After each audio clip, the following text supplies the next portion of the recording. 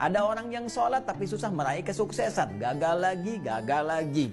Ada orang yang sholat doanya belum terkabul. Masalahnya apa? Jadi dari sekian yang dijanjikan itu kenapa belum teraih? Ini pun teman-teman sekalian tidak luput dari keterangan Al-Quran. Tidak luput dari jawaban Al-Quran. Bahkan sebelum saya, Anda, kita bertanya, Allah sudah lebih dulu menyampaikan keterangan kepada kita.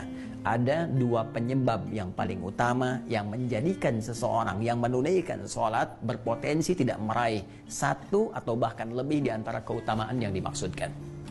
Jawaban pertama terdapat dalam Al-Quran surah kedua Al-Baqarah di ayat ke-45, kemudian solusinya ayat 46-nya.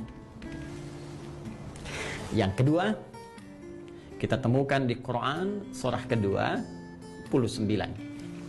Di Quran surah ke-29 Al-Ankabut di awal ayat ke-45-nya. Tuh, sama-sama 45 ayatnya, ya, tapi nanti dengan pemaknaan yang berbeda. Baik, mari kita lihat dengan cepat. Apa penyebab orang sholat berpotensi belum atau tidak meraih apa yang dijanjikan ini?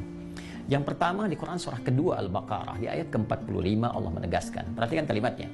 Wasta'inu bis-sabri was-salah.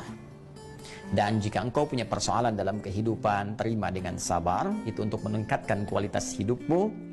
Dan dengan itu kemudian kau bawa dalam sholat, mintakan solusi kepada Allah. Wassalah, tunaikan sholat, minta solusi kepada Allah.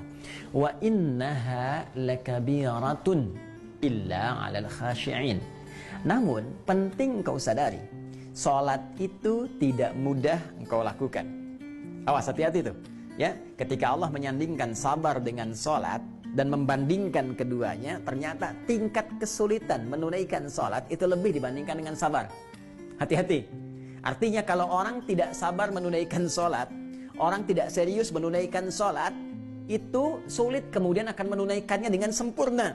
Jadi lebih mudah dalam bandingan Al-Quran, lebih mudah kita belajar berikhtiar untuk sabar dibandingkan kita menyempurnakan untuk menunaikan sholat dengan baik. Kalau kita tidak serius. Nah, tapi Allah tidak berhenti sampai situ. Supaya Anda tidak bertanya, kalau begitu kalau sholatnya berat, kenapa kita diminta menunaikan? Hei, belum selesai ayatnya. Allah berikan jalan supaya sholat ini mudah ditunaikan oleh kita. Tapi kalau Anda nggak ikuti jalannya, tetap akan sulit bagi Anda. Jelas, seperti Anda nggak tahu ilmu sabar. Karena nggak tahu ilmu sabar, susah bersabar. Nggak tahu ilmu sholat, ya susah sholat dengan baik. Maka ayatnya kemudian memberikan penjelasan kepada kita, illa 'alal khashi'in, kecuali bagi orang-orang yang khusyuk dalam sholatnya. Jadi untuk menjadikan sholat itu termaknai, sholat itu mudah kita tunaikan, sholat itu benar kita tunaikan, kata Al-Quran pertama, tunaikan sholat itu dengan khusyuk. Ini poinnya, khusyuk. Jadi kalau kita ingin meraih keutamaan-keutamaan ini yang dijanjikan, hal-hal yang tadi dimaksudkan, maka syarat pertama kata Allah, tunaikan dengan khusyuk. Kalau nggak khusyuk jadi berat sholatnya.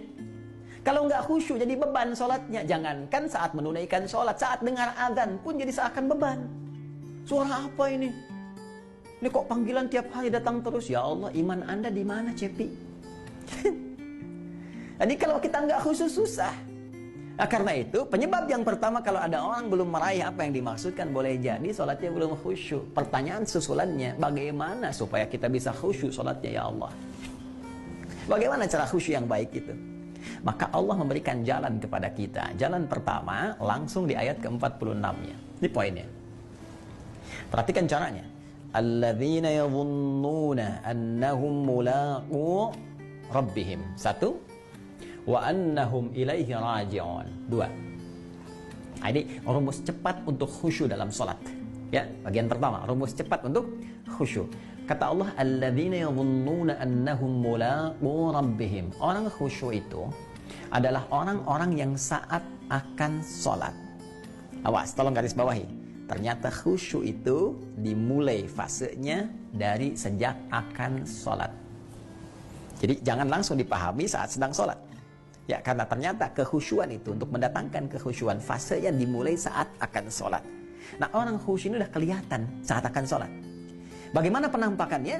alladzina yadhunnuna annahum mulaqu rabbihim. Orang-orang yang khusyuk itu adalah orang-orang yang saat akan menunaikan sholat, dia sudah menyiapkan diri dan merasakan akan menghadap kepada Rabbnya.